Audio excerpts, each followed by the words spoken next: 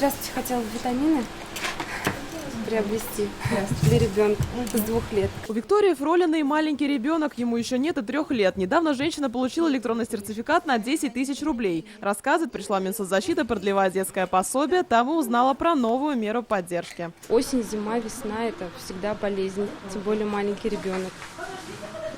Прописывают кучу лекарств, и антибиотики, и витамины, и антигистамины.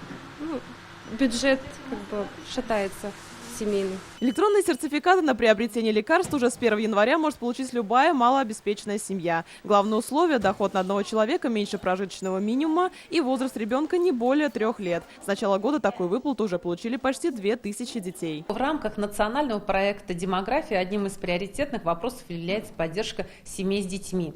И в первую очередь в Республике Татарстан уделяется внимание малообеспеченным семьям, которые входят в категорию нуждающихся. При оформлении детского пособия сегодня не нужно приходить специально и приносить заявление. И мы, если видим, что доходы семьи ниже 8938 рублей на человека, это прожиточный минимум на душу населения в Республике Татарстан по итогам 4-го квартала 2019 года, соответственно, этой семье также сообщается о том, что она имеет право на такое пособие, и автоматически оно оформляется. Продлевается действие сертификата также автоматически, если доходы семьи не меняются. В этом году такую матпомощь получит более 17 тысяч человек. На это из республиканского бюджета выделено 176 миллионов рублей. Юлия Муратова, Равзель Гарипов, ТНВ, Казань.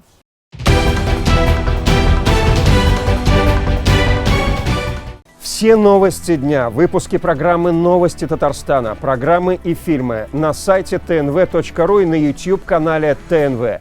Подписывайтесь.